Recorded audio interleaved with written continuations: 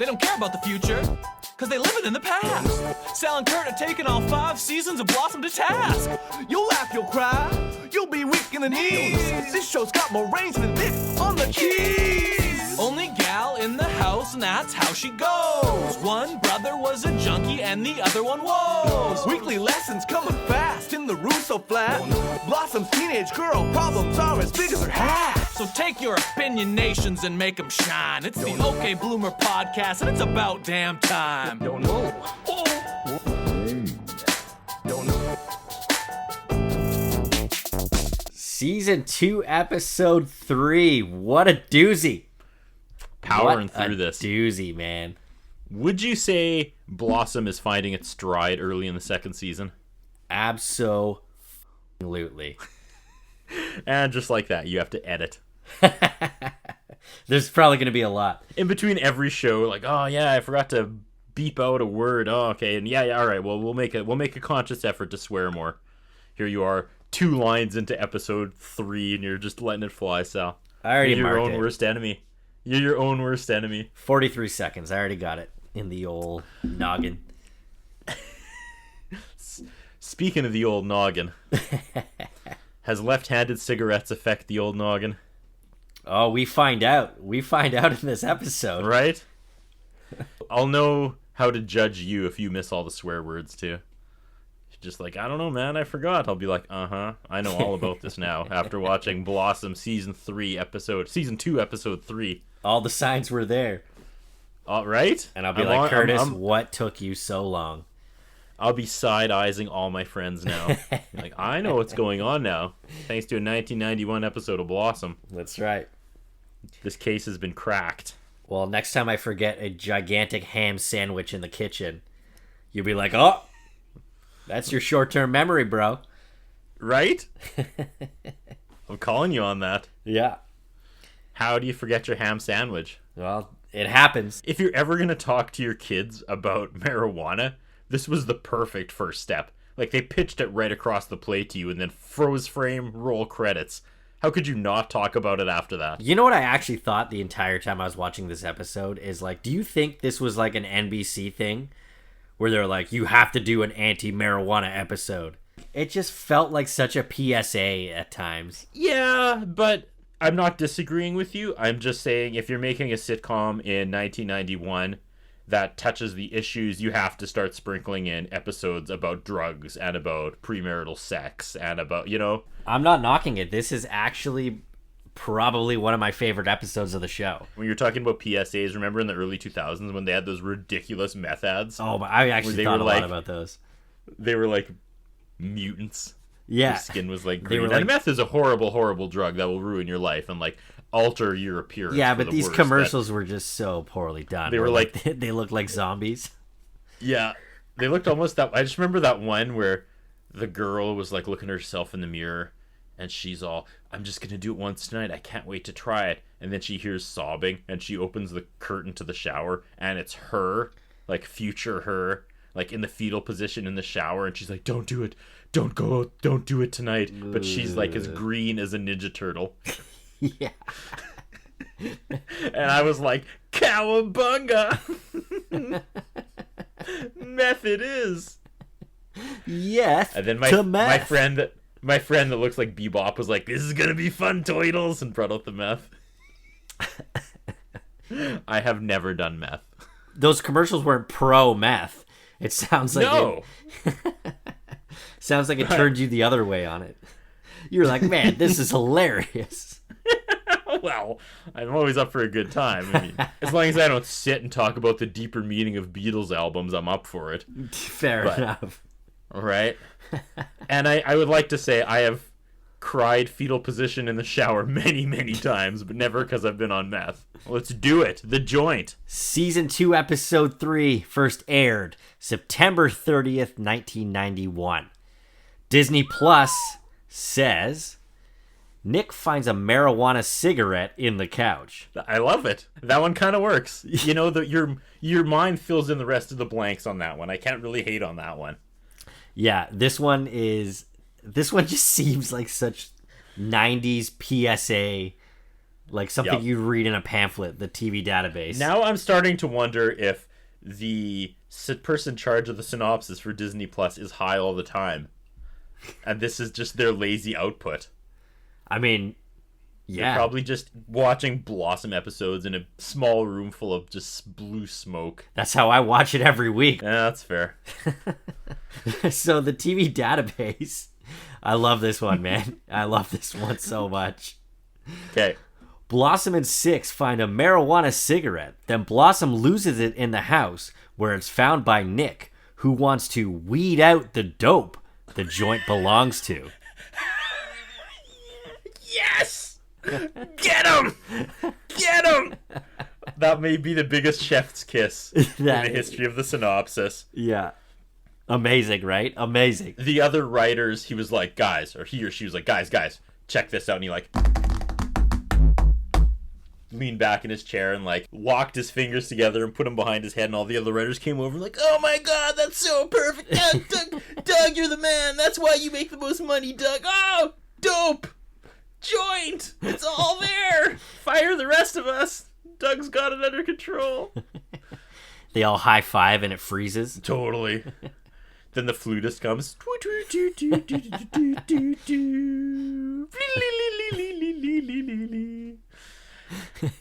IMDb, The Joint, 7.9 rating from 34 votes. All right. 34 people took the time to. Wasn't there 34 weigh in. last week too? I think so. We should find out who all 34 of these people are who vote Blossom on IMDb every week. We should have a giant. Because it's Zoom not meeting us. With all 34. No, it's not. It should be, but says- it's not. Yeah. It's not our followers either. Blossom and Six find a joint on the school bus and consider smoking it. Before they get a chance, it is found by Nick, who interrogates everyone in the family to find out who it belongs to. And I know I'm jumping ahead and I'm not going to let the cat out of the bag, but oh my God, have you seen, what screenshot do you have for the next episode? Who's on next week, Sal? Will Smith? Yes. My still for episode 4, called I'm With the Band, is side profile of Blossom in the very bottom corner, Yeah. the left-hand corner. She like takes up 1/8 of the entire frame, and then the entire right half is from like top of hat to probably like mid-chest. Will Smith looking forward, looking uninterested and bored as F, Yeah. wearing a funny Paddington Bear hat and this amazing jacket with one green sleeve and one orange sleeve, and he just looks like he does not want to be there, and Blossom looks like she's berating him. Yeah. I can't deal with this. It made it very hard to concentrate on the joint episode, knowing she's gonna berate Will Smith. I know. I'm I'm pretty looking at excited this. for next week. And you know he's thinking, why don't she love me, man? Why don't she want me? Why don't she want me, man? Okay, well, there was no new shot in the intro this week, no? There was not. Okay. I still never get tired of this song. No, right? I don't. It's great. I said we're back to the original second last shot where she does the float over. Gone is last week's white genie outfit. I'm confused and compelled to learn why these decisions were made. You would think that we should probably have the answers to this, but we don't. We don't. No, there's no. Some secrets are best kept, Yeah. I guess, according to the Blossom creators. They'll never tell. Tag team champs Allison and Richmond are back, producing. Yes. We see the exterior front door to the Russo house, which is actually the back door. But I don't think we've seen this since, I don't know, Blossom said bye to Bobby / Steven Dorff in episode 2 before we went off to college. Was that the last time we saw this back door set? I don't think we've ever seen the back door step. She said bye to him there. No, she said bye to him at the front door. Are you sure? Yeah. So you're saying Steven Dorff was at Blossom's front door, not the back door? Correct. Ah. Well, at least Steven Dorff got in some way. He always Like he finds always a way. does. Steven Dorff will find a door. Yeah. He will not be left outside in the cold. That man will find a way in. Invited or not, Steven Dorff will come inside. Forcible entry.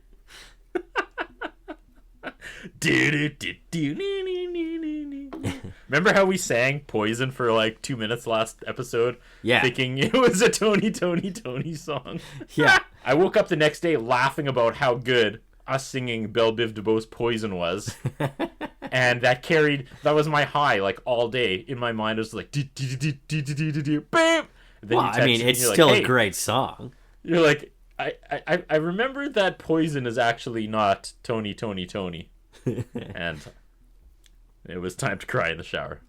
But oh, that was one of those mornings. All right. Well, sorry. This episode was written by Judith D. Allison, and I wrote, the Doobie Doobie Stoner Pothead Award goes to Judith D. Allison. Yep. Good on ya. Blossom and Six are all anxious because they have found a marijuana cigarette. Yes. They're freaking out and telling each other to act natural. And this seems over the top silly, but honestly, as a teenager or an adult, you realize incredibly quickly that it's impossible to act natural when you're trying to act natural. That part checks out.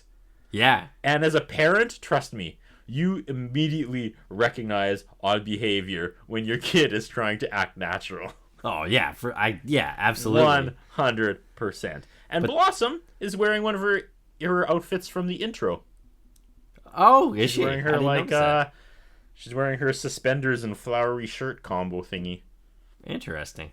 Yeah. And then it cuts to a close-up inside of eggs in a pan, and Tony saying, "This is your brain on drugs." He's parodying one of the most well-remembered and successful drug ads from the 80s. Yes. This is your brain. This is your brain on drugs. Any questions? I still remember that. And then I remember the 1997 one. Do you remember that one with Rachel Lee Cook? No. You don't remember that? And it was the same campaign, but I think it was more about heroin. And she was like, "This is your brain on drugs." And then she like smashes the egg with like the frying pan. You don't remember? Oh, I do remember that, yeah. Yeah. I remember there was another actually really, I'd say, successful one where it made you think, where it showed a brain made up of wires. And it was like, every time you do drugs, and then they had wire cutters and they were cutting a wire, like cutting all these wires in the brain. And I was like, geez, ooh. That's tough to watch while you're getting high. Right? Right? It's like that Mad commercial. You know, the one where like the guy's drinking the pints and he's putting them on the dashboard? I know, and I never got that. I'm like, well, of course you're going to get into an accident putting them up there. Yeah. You can't see through that. Yeah. Throw him in the back seat like a normal person. The hell's your problem? Like, what's it? Come on, that's so stupid, right? Like, what are you gonna do? Put them up over your eyes like they're glasses? Look, it's my racing goggles. All right, Anthony tells Joey God already scrambled his brain, and the audience erupts. Yeah, and they love that joke. There is a rowdy bunch sitting in the taping today. Let me tell you, this is going to be fun. There's some good reactions throughout the entire episode. The setup and the payoff were really well done for that joke. And yeah, you could tell Absolutely. the audience is 100% into it this week. Oh yeah. Yeah. But if I was Joey Lawrence, I'd be like, "Oh, really? You're telling me about my scrambled brain? Like, are we doing this?" Yeah, but he wasn't that smart to come up with a comeback, right? No, he just stood there with his tongue wagging. So, guess who's back, Curtis? It's Buzz dressed like the Joker. Yeah. And does he live there now? Like, what is happening? I don't know. I got this jacket the time I played Kerplunk with Jack Nicholson before he went on set of the Joker. I'll trade you for your glass eye, Anthony. I hate this character so much. Yeah. I wanted to see him like have physical pain every time he's on, every time he enters the scene. I wish that was this thing where he'd always like walk into the door or something, or the open cabinet, be like, "Oh, jeez!" That would bring me joy. Or he sits down and Mr. Belvedere's himself. Mr. Belvedere's himself? Yeah. No, I was just gonna let you carry on like I pretend I knew what that was, but enlighten me. What did Mr. Belvedere do? So, how do you even know what Mr. Belvedere is? I barely remember Mr. Belvedere.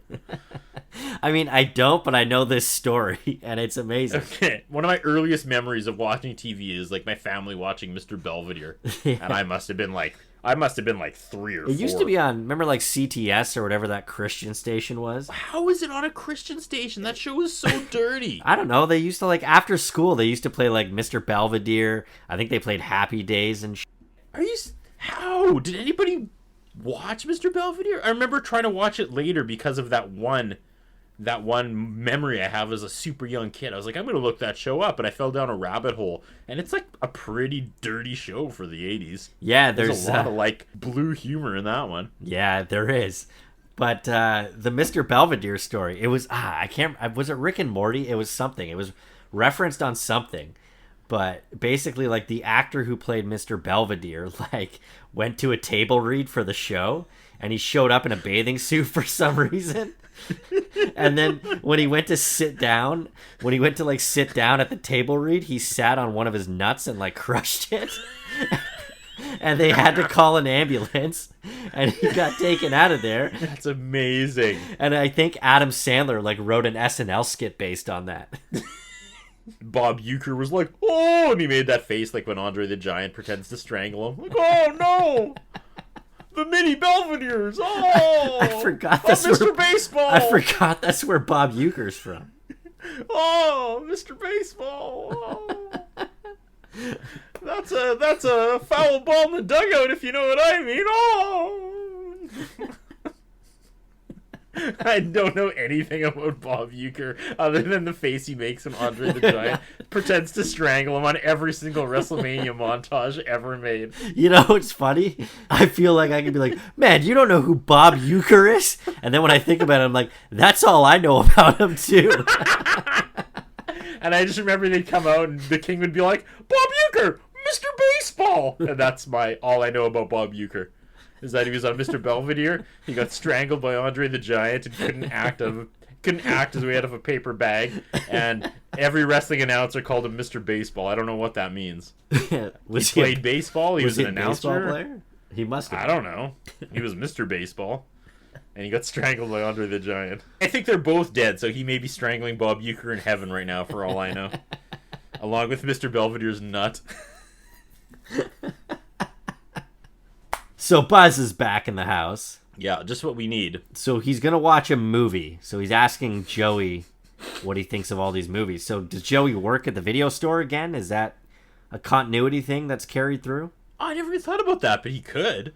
Well, you know what I was thinking too? Actually, later on in the episode, there's another callback, and I think it's from the same episode in season 1. We'll get into it later. Okay. But I wonder if Judith D. Allison wrote that episode because she's done, like, there's continuity. Maybe. Yeah. Good on you, Judith. Keep an eye on that one. Joey starts, like, Mr. Skinning it, hey? What do you mean? Do you remember Mr. Skin? Isn't that what it's called? Well, I remember it from Knocked Up. Yeah. Yeah, it's the thing on, like... Oh, is that what he's doing in this? I think so, yeah. He's explaining all the sex scenes in the movies Yes, Buzz that's right. asks about, yeah. Because Buzz says, no way out, and he says, Sean Young in a limo. He says, Sea of Love, Ellen Barkin up against a wall. The Fabulous Baker Boys, Michelle Pfeiffer on a piano. That makes sense. Yeah. I didn't get that. Yeah, it took me... I had to go back and re-listen to it, but...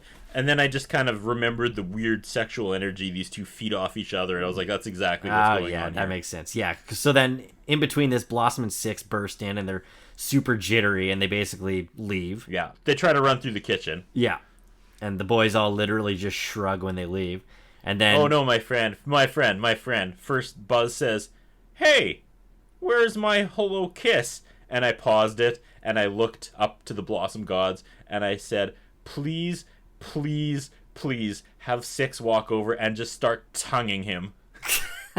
Why? In the biggest Blossom swerve ever. Because he's just like, hey, where's my hello kiss? He didn't say to which girl. And I was like, this is the swerve we need in the show. But no. That's not the swerve I want nor need. Blossom goes and just kisses him on the cheek. Yeah. And then they blubber and bluster and leave, and then there's an actual moment where Joey and Buzz look at each other and shrug their shoulders. Yeah. Women, am I right? And Buzz says to him, what do you know about Roger Rabbit? Cartoon chick with big jugs. And Buzz yells, "Sold!" And they shake hands. And I know that's supposed to be funny, Sal, but honestly, that is exactly how I would describe Who Framed Roger Rabbit, to be perfectly honest. Yeah, I thought that too. Right? It's a pretty accurate description. Yeah, so I think that joke kind of failed almost. It was just like self-referential almost. Yeah. Upstairs, Six and Blossom are staring at the joint, and she says, "We could go to jail for this. We could go to hell for this. We could go to jail and hell for this." That's money. That's a good line. I thought that made me laugh. I wrote, they're paranoid as and they haven't even smoked it yet. Right? I feel that. See? Like, I'm with Blossom on that. You don't need it, honey. You're already messed up. That's true. You already think everyone's out to get you. Yeah. I can relate. All I can tell you, Blossom, is if you're that paranoid about it beforehand, you're going to have a bad time. Yeah, right? So Six thinks that Anthony's going to be able to sniff out the joint like an airport dog. I wrote that, followed by LOLOLOLOLOL. This is already good. This is where they reveal that they found it on a bus. Six shoved it into Blossom's backpack. Did you notice this weird part, though? What's that? Six asks, "Why didn't you give it to the bus driver?" And that seems like something was edited out of the script or of the scene, because that's a pitch to something that doesn't come. You think so?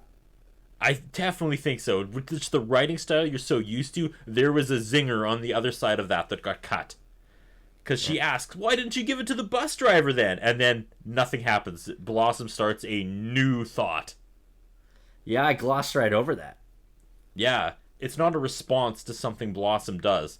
She says she didn't want it, and Six goes, "Well, why didn't you give it to the bus driver then?" And you're expecting a rebuttal, but instead Blossom starts a new thought. And yeah, so totally something was cut out there, and my mind is just bending, trying to figure out what joke was too offensive for Blossom in 1991 that they cut out. And Six says it smells like a Grateful Dead concert, and was it Six or Blossom's one episode friend Gorby who was stuck in a porta potty during a Grateful Dead concert? Do you remember that throwaway line? Yeah, it was Six, because she said she's been to hell already. Yeah, there you go. So again, this supports your theory of Judith Allison calling back. Was that in the same episode too? It could have been. And they start brainstorming ideas on how to get rid of it, and Six goes, "We could smoke it." Like, yes. Atta girl. I love the unevenness of the Six character. You know, just some days she's on this like moral quest, and other days she's just got that devil on her shoulder. And for whatever reason, the inconsistencies of her character completely works for me. This dialogue feels like an after-school special. See, I disagree. I thought this was good stuff. I didn't find this forced. The way that they make it seem like it's lame. People smoked it all the time in the 60s. Yeah, but did you see the clothes they wore? I said that joke really pays off in 2021 because these gals are dressed atrociously by today's standards. So, like, I know they're dunking on 60s fashion, but I hope the writers added this on purpose, knowing how dumb this 1991 fashion would be upon later generations of viewing this show. I don't think they had that kind of forward thinking. Am I giving it too much credit?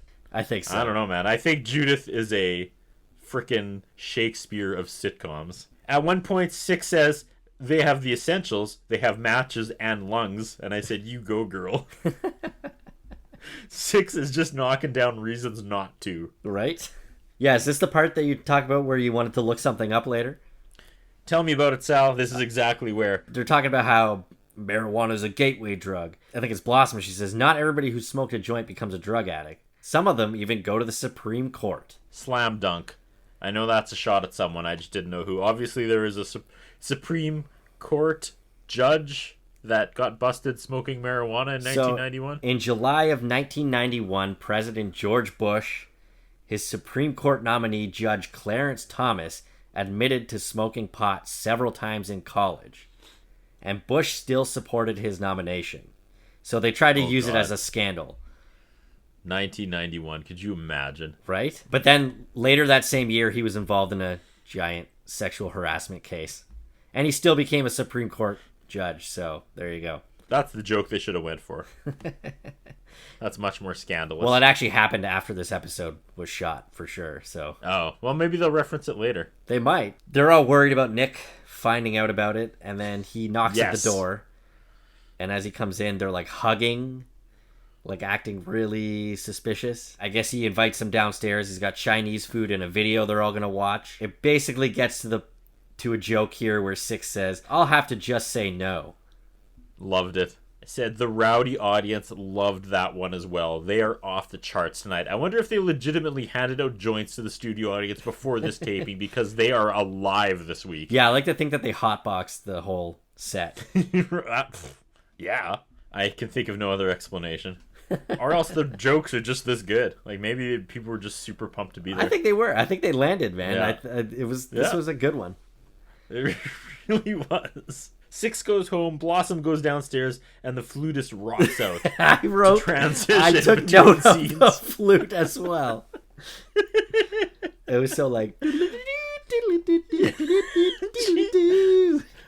She is going nuts with that thing. It was amazing. Like, she is not wasting... I'm saying she, like it's a girl, but whoever is playing, whoever the flautist is not wasting a second. This is their time to shine.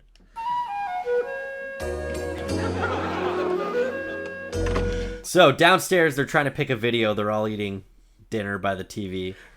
This scene is so good. And it's between Midnight Express or Teenage Mutant Ninja Turtles. Buzz just lives there now, huh? Guess so. Like I don't get it. He's just there all the time. But he doesn't. He doesn't. He doesn't. But they don't really explain. He's trying to spend time with his grandchildren, Sal. All right. So Midnight Express. And Anthony goes, I was so loaded when I first watched this, I thought it was a romantic comedy.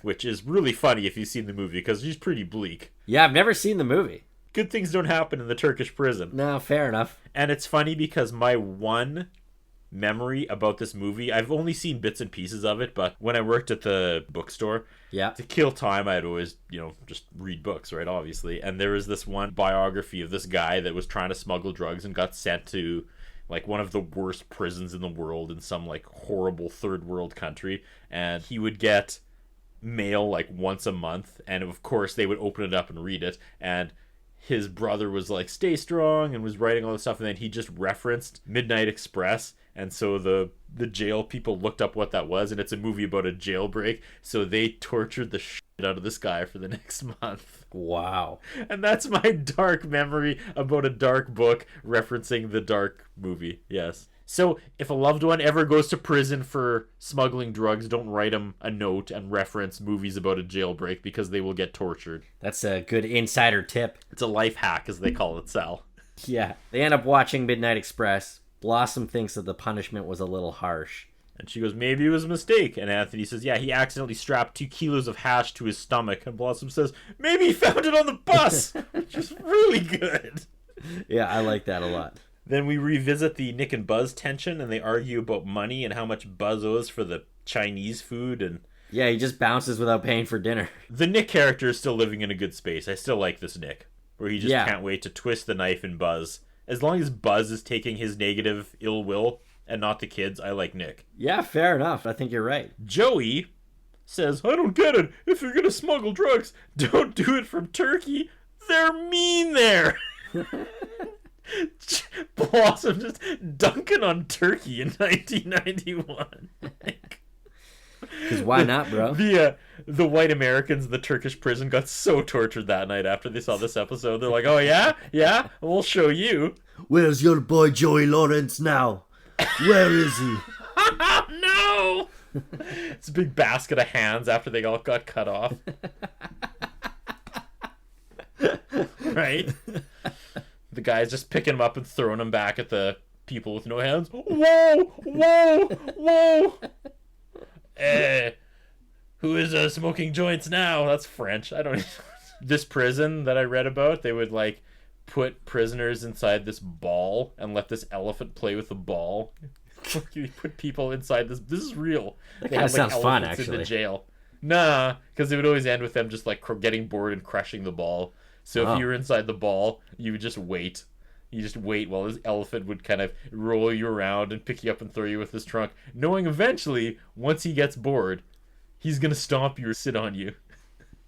That was one of the way they dealt with the prisoners. Stampy. Right? Pretty much. We can always bring it back to comedy. I know. That's what this is. That's what people tune into OK Bloomer for. For the laughs. For the laughs and the insight. Probably more so the laughs. I hope people aren't getting insight from us. Yeah, if you are, you shouldn't be. I'd like to think right now there's some young boy or girl who was about to light up a marijuana cigarette and was like, nah, you know what? And they went out and got absolutely just face drunk instead. And I'm in the clouds with my folded arms, nodding and smiling. You did it. You did it, you son of a bitch. You did it. We have to pump his stomach. You did it. Why was I driving, putting my empties on the dash? Couple thumbs up from the clouds. I like how we're ragging on a Mad commercial. Every time they use the defibrillator and shock him back to life, he sees me for like a split second. And I'm holding another beer with my eyebrows up like, huh? You in? Don't go towards the light unless it's a Bud Light. Are we having fun yet? Is this the darkest episode we've done? It might be. Pretty dark, man. All right. It's about drugs, Curtis. It's about drugs. Right. Joey thinks that he should have smuggled drugs to Canada or Indiana because those countries like the USA. Good shout out to Canada. Sure. We won't throw you in prison. We like getting high, and we like American citizens who get high. Yeah. Nick asks Blossom what she thinks, so she starts to go off about Indiana and awkwardly backs up the stairs. This was the part you had to kind of suspend disbelief a little bit, where she wouldn't have left the joint in her room. Right. But I guess if Nick came in while she had it in her hand, we're asked to believe that she went downstairs, had Chinese food, watched an entire movie with the joint she's so paranoid about in her pocket, and wasn't like playing with it with her hand the entire time and just thinking about it the entire time. So she checks her pockets in her room, realizes it's not in her pockets, so she goes back downstairs just in time to see Nick cleaning up the living room and find the joint on the couch. And I said, ruh-roh, commercial break, as the crowd reacts huge. Yeah, big reaction from the crowd here. Yeah. So good. Honestly, how much does crowd reaction add to this show? A lot. Like, I swear I was getting pumped up from the crowd during this episode. Like, every time they reacted big, I was like, man, that was a good scene. More so than any other show with a live studio audience that I've seen. Like, it actually matters. Absolutely. This is a lost art. Like, Yeah. I really respect them recording this in front of a live studio audience, because yeah, it is pumping my tires as I watch this show, especially this episode. There's certain moments in Seinfeld, like the golf ball, like where the crowd laughter is like sustained for such a long period. Like there's times like that where it does add to shows like that, but like consistently, and just like not even just laughter, but like their reaction to things that happen, it just adds to the moment more than I've seen in maybe any other sitcom. Shout out to the studio audience, the unloved actors of Blossom. A thing of the past, man, but it works for this show. Those days will come back. They'll start recording in front of a live studio audience. Yeah, guaranteed. Nick yells for Anthony, which is understandable. Yeah. Blossom runs back upstairs freaking out, calls 6. And then there's like this weird half screen with the two of them on the phone. I thought that was weird. It was such a 90s thing. Mm-hmm. And they start talking about placing the blame. Nick thinks it's Anthony, and 6 is like, oh, that's great, so you're off the hook. But Blossom with the conscience, I can't do that to him. And here's another callback. She says, even though she covered for him when he burned down the house with that bong he made in ceramics class. That's another Anthony callback from a season 1 episode. Right?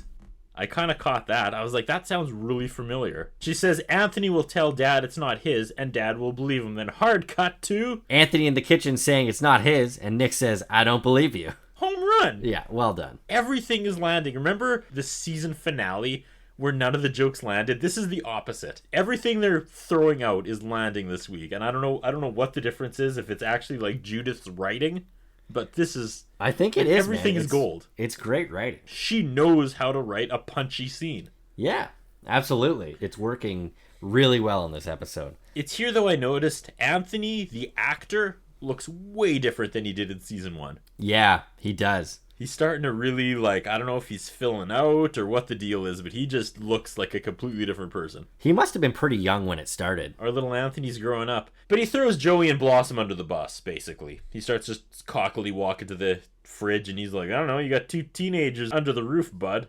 And then he asks, well, what about you, Nick? Did you have friends over recently? And Nick goes, I don't have any friends who... I don't have any friends. Yeah. And then Anthony even steps up and goes, well, is it yours, Dad? And one guy in the crowd just starts laughing and clapping. I know, just hooting and clapping. I was like, this has been my favorite studio audience so far by a mile. Easily. Yeah, he asked Nick if he's ever done it, and he says, yeah, he did it once, and he got paranoid and started enjoying the Partridge Family. And I legitimately hold my drink and lean forward pointing like the Leonardo DiCaprio meme when he said that. It's like, yes, that's me. Nick shifts the blame to Buzz because they don't call it jazz cabbage for no reason. They call it jazz cabbage. That's wonderful. I've never heard that. I was happy with this. I was like, yes, go knock Buzz out. Even, right. Just assume it's his. And when you're wrong, don't even come groveling back with apologies. Just, Buzz sucks. He could take the fall for this. Yeah. Nick goes to Buzz's apartment before he questions his own children in their house. Which is fair. Yeah. As a father, I would totally go, assume it's Buzz and make sure before I started accusing my own children. Buzz is like, I might be busy. And Nick becomes a crazy person. Yeah. Because he just kind of walks into his apartment and Buzz is like, well, you can't come in here. Like, what if I have a girl in here? And Nick starts stomping around like an insane person, going, oh, what, is she under the bed? Is she in the closet? Is she in the bathroom? And he opens up the bathroom, and this girl, like, screams, and he just kind of, like, hangs there for a second, and then says, sorry, and closes the door. So he was just watching some girl go to the bathroom? Is that what No, she was in the bathtub. Here? Oh, she's in the bathtub. That's right. Yeah. That's right, because we go to that. Yeah. Buzz seems to close every single day. So if you're a young and impressionable male, I bet this makes you want to be a jazz musician. Totally. Because Buzz is nothing to look at, yet, however, he's cleaning up. He's atrocious. He needs some water wings because he's swimming in it.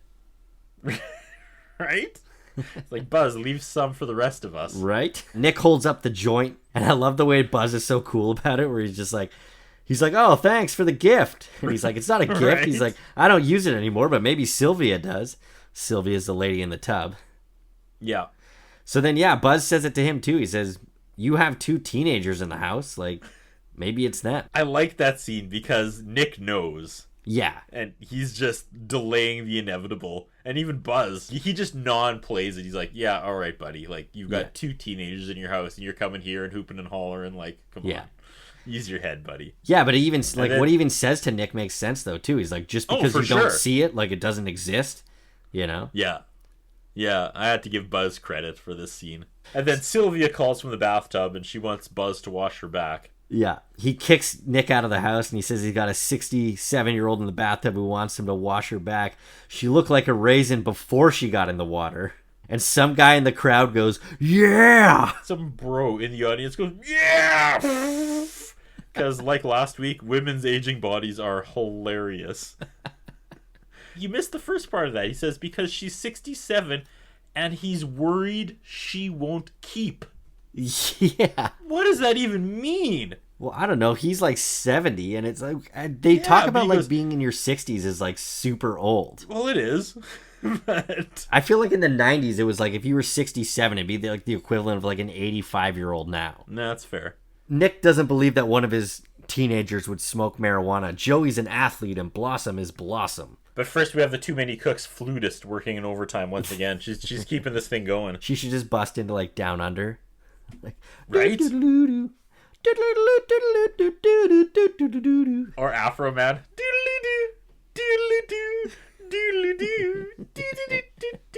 Blossom and Six are having a sleepover, and I feel that's probably not the best move for Six right now, is to be staying at the Russo house when we know they are very well aware. Yeah, that is going to go down. But then she kind of runs interference. She kind of acts as like a buffer for Blossom and gets her out of the situation. Blossom saying Nick still hasn't confronted her, and then just as that happened, Nick rushes in, says he needs to talk to Blossom. And then Six starts changing the subject. Blossom is tutoring her all night in algebra because she's kind of stupid. What do you say to that? She plays it perfectly. Yeah. Nick is uncomfortable and cannot wait to just get out of there. We cut to Joey. Oh my god, this scene. He's in bed calling someone named Steve, asking if he left his lucky condom at his place. I get the gag, but I have questions. How would an unused condom be a lucky condom? And if it is used, Is he carrying that thing around still? That's nasty. Yeah, fair enough. What is happening here? I know this is the gag, but I have some questions, Joey. I never thought about that, but yeah. Here comes the confusion. Hijinks are coming. Joey's going to be talking about the condom, and Nick's going to think he's talking about the joint. I wrote, Nick knocks on Joey's door, and I'm excited for the misunderstanding that is about to take place. Right? This is where it's so predictable, but it's okay. But it's still played out so well. 100%. And sometimes predictability is okay when you're in on the joke. Yeah. I don't think writers today realize that. Like, if you're going to do something, if you're going to do a tiny little twist to what would usually happen, that's okay. Everyone's having fun. Yeah. You don't have to swerve constantly, right? That's true. And it works in this exact moment. This scene absolutely showcases that theory. Yep, absolutely. So Joey pretends he's asleep. Yeah. Nick wakes him up and wants to have a father-son talk. Oh, geez, you found it? Yeah, I found it. Joey goes, oh, I was just going to carry it around. Nick says, sure. Then you're just going to carry it around. Then you're going to light it up and pass it around to all your friends. I said, we have 2 5-star scripts in a row in season 2. Yeah. This show is finding its stride. Absolutely. Joey is so confused when Nick says he's going to light it up and pass it around to his friends. That is a And I took note here of the crowd reaction because they loved it. Oh, yeah. He goes, you probably didn't think that was going to happen, did you, Joey? And he goes, not in my wildest dreams. And that is such a funny visual. Imagine lighting your condom on fire. Like, poor Joey's so confused at this point. This is a great moment of miscommunication. Absolutely. So, yeah, this is where Nick says, before you know it, you'll use 1 in the morning, a couple at lunchtime, and 4 or 5 at night. And Joey's loving it. And this is where we get the 9th whoa of the series. Yeah, whoa! 7 condoms a day. And Nick goes, condoms? The way Mr. Burns says model in the casino episode. Yeah. Condoms? He's not talking about condoms. He's talking about drugs. And Joey says, so can I keep the condom? And he goes, and he loses it. It starts getting goofy. He has like here. a George Costanza moment here. He freaks out. He's Totally. like, forget about the condom. I said I just complimented the script and they have to throw it in my face because Nick suddenly goes postal and starts shaking Joey and screaming, are you slinging dope? Or what does he say? Are you smoking dope? Yeah. And it's so stupid, but it ends on a brilliant note. Yeah, he where just I feel like this was one of those, the director just said, you know, do what feels natural and see what happens. And Nick Russo, the actor, decided just for fun to do it completely over the top. And he presses his face to Joey's face. Yeah. And Joey, like the actor, has the funniest expression the He's entire trying time. so hard not to break. It is so good, but he's keeping it together. And I Yeah. think that reaction alone made the director go, okay, this is kind of goofy, but this is the take we need, just from Joey's. Well, literally, the crowd went ape shit here. For sure. And they earned it. Yeah. You can't This was a explain hilarious the look scene. on Joey's face of Nick, just a crazy person, pressing his face against poor Joey Lawrence. He does not foul in it. Props to Joey Lawrence. Props to both of them, man. Yeah. The crowd loses their shit. This is one of the biggest eruptions yet. This was one long take, and it paid off. Easily. Now Nick's in bed, and he's tossing and turning. How good is this?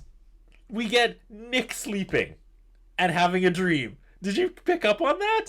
Yeah. Did you realize how they're using their own formula now against themselves? Yeah. Yeah, for sure. Right? So he goes into his dream. Blossom and Six are about to light it up in his dream. Yeah. And I said, you're not going to trick me. This is obviously his dream, right? Blossom has bug spray for the roaches, and that's terrifying if they think, like, real roaches are going to come out of that thing. But they don't really explore that. I wrote here the crowd is kind of like, like they kind of laugh sarcastically at that joke. Yeah. Because it's like, that's such a cheesy joke. Totally. Yeah. But it's his dream, so it's okay. So he's making dad jokes in his dream. They start playing Jefferson's Airplane. Yeah, I was gonna say, are they playing Jefferson's Starship? But I was close. Oh, yeah. Is that what it is? No, I think it was Jefferson Airplane, but they Yeah. turned it to Jefferson Starship and then turned it to Starship Yeah. and wrote, we built this city on rock and roll. Amazing. Then Blossom pulls out a whole garbage bag of weed from under the bed. Yeah. And you get some woos from the audience. So apparently she's now banging her guidance counselor who gives her the pot. Yeah, that's kind of really funny, actually. And then Blossom sparks the joint. And I said, what is television in 1991? There's a lot happening. I can barely keep up at this point. Yeah. So then Nick jolts awake and there's a snap zoom. He gets the snap zoom treatment. All right. How fun is that? I like it. Absolutely. So Anthony comes home in the AM, which is another callback because he works all night, right? Yep. And Blossom's sitting at the kitchen table, and Anthony and Blossom have this little heart-to-heart. And how does Anthony know it's not Joey's at this point? Did you notice that? Yeah. He kind of just assumed it was Blossom's and just... He said that he knew that Nick had already interrogated Joey. Oh, okay. But I don't know when. I missed that. But yeah, you didn't notice he pulled that, like, what he pulled out of the fridge. It was like a gigantic cheese and meat sandwich. Like, I don't know what it was. I want to live in a house where there's just a pre-made sandwich. I know, waiting for right? me, Yeah, right? it was like already I made. guess, again, a callback because remember he used to leave pizza out for himself, didn't he? No, that was Nick. Yeah, so Anthony kind of confronts Blossom to begin with. And he says, anything you want to tell me, Blossom? And she says, I have glaucoma. And that's pretty funny stuff. That is pretty funny stuff because that's a good excuse. Yeah. It like teases kind of getting real before the big comes a few minutes later. Yeah. So he's like, so what were you going to do? You're going to smoke it? And he's like, what? You found it? You don't even know what it's laced with. And I said, he's not wrong. Yeah, no, he's accurate, yeah. You know? That reasoning still kind of holds up today if you find drugs on the bus. Yeah, absolutely. You know? They're still riding this really good line where it's still kind of light, but they're making good points. Yeah. So Anthony starts remembering the good times where, he remembers smoking his first joint that night. And he said the marshmallows were fantastic. It would have been even better if they had taken them out of the plastic bag. And I'm just like, yeah, they're lowballing this, Yeah. They're keeping this really light, which is surprising for this show. And then I said it gets fucking real. He goes, remember Barry Webster, the moron? He's now pre-med at Harvard. And she's like, oh, cool. And he goes, remember Steven? She goes, yeah. He goes, he's dead. Yeah. And I feel like the audience was told not to laugh at that.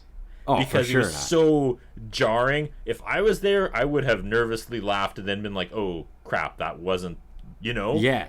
It was one of the most oddest moments in Blossom so far. It's effective, but it took me a second to think if I'm supposed to laugh at that or not because of some of the dark drug humor they've done in the past. Yeah, it really hit this moment because you think it's going all well and then just it's just deadpan, he's dead, Blossom.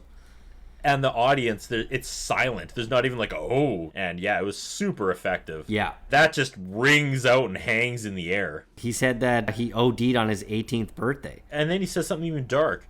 Because she says, oh, after he OD'd, is that what made you stop? He goes, no, I had to get high to go to his funeral. And I was like, Jesus. Yeah. He says, you get to choose when you start using, but you don't get to choose what happens next. It's like Russian roulette, kiddo. And I said, this is actually really smart drug talk for 1991. The audience strangely starts clapping for it. Yeah. And then they kind of bring it back down because Anthony comes back in to get a sandwich. He forgot because of his short-term memory loss. It's okay to laugh at that. That's a safe place. That's a safe drug joke. I wrote, weed is funny again. Don't make me spit my beer. I did it again. No, but I wrote when the audience clapped, I actually feel like he came in too quickly with that joke. Yeah. I think they should have let that play out a little bit more because it was kind of powerful. Yeah, but is the show getting away from us then? I don't know. And again, this is why I feel like NBC put them up to this. It was you have to do a drug episode. That's fair. They're doing well with it. If they were forced to do this, they're doing well. They brought in the right script writer for this. Yeah, absolutely. Because this is the absolute perfect tone for Blossom doing a serious episode. Yep, for sure. Everything is just home runs in this whole episode. Nick is in the living room and he said that he had a nightmare. And Tony says, the one about Cloris Leachman chasing you with a turkey leg? The only thing I know about Cloris Leachman is from the Bob Saget roast. Right? And it's never not funny. No. And that line is funny. Anybody having a reoccurring nightmare of a celebrity chasing them with a turkey leg is so randomly funny. That's some Family Guy stuff right there. Completely Family Guy stuff. Well done. I was trying to think of an example. You hit it on the head. Yeah, that's the manatee with the orbs. Pushing them into place. And Anthony says he was telling Blossom about, like, what was it called where he went? Was it Mount High? What was it? Yeah, it was Camp Mountain High. Camp Mountain High. And then Nick has a great line. He says, money well spent. He sent him up there for 1 week, and Anthony didn't come down for 4 years. And then I laughed. And then I took a pause and I said, I wonder if Six is upstairs by herself just getting high as Yeah, where the hell's Six in all this? Right? But then I was like, oh yeah, she doesn't have the joint. But, you know, it would have been funny, a funny cutaway. Yeah. Nick and Blossom are in the kitchen. Nick says he has a bad dream, and Blossom says, Cloris Leachman again? But then he finally confronts her about the joint that he found. And Blossom admits to it right away, which is, you know, she's tends to lie to her father normally, but there's only 2 minutes left in the show, so. Did you notice, as she's having this serious exchange with Nick, during one of her lines, an audience member starts coughing? Did you catch that? No. It's not a reaction to anything. It's not like a muffled laughter or something. She's in the middle of a sentence and See, that's the I don't downside. know why I thought that was funny. That's the downside to a live studio audience. Again, right? This jerk coughing over Mayim's lines. He was patient zero for COVID. It started back in 91. No. He just couldn't hold his weed. That's all that was. Yeah. Joey comes in, and here's a swerve that I thought was amazing and unnecessary and unexpected. Yeah. He says the joint was his. Yeah, and you're like, what? Yeah. And he says someone put it in his locker at school. And Nick goes, who, the dope fairy? And everybody laughs. Yeah. The crowd loves that. And I wrote sweet DJ name. But then, of course, they take the joke back. And Joey goes, no, he got expelled last week. And he goes, it was probably stuffed in there by a student who had to stash it quick when a teacher came. Or by a teacher who had to stash it quick when the principal came. That's good. I like that a lot. That probably checks out. This writing is so tight. Yeah, I love it. Yeah, he didn't use it because he's an athlete and he didn't want it to affect his performance. He says it's the same reason he didn't want to use the condom. I said, what's the joke there, Sal? Is he dumb or he won't use a condom? I don't really know, think man. about that. No, he didn't want to use the joint because it didn't want to affect his performance. The same reason he didn't want to use the condom.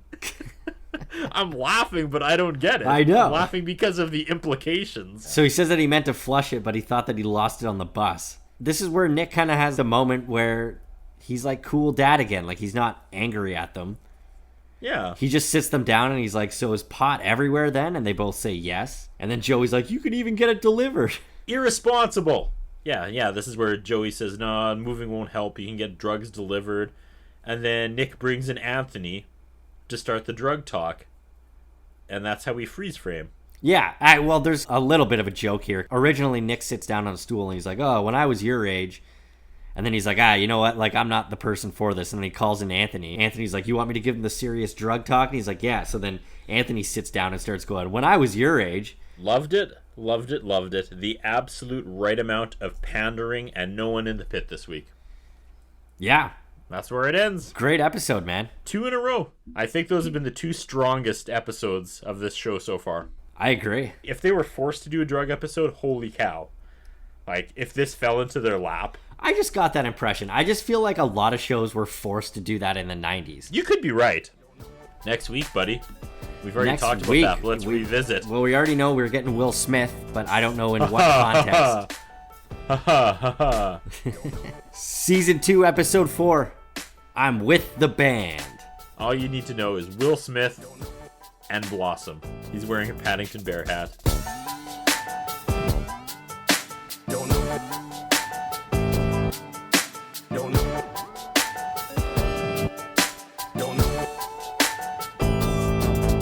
You did it. You did it, you son of a bitch. You did it. We have to pump his stomach. You did it.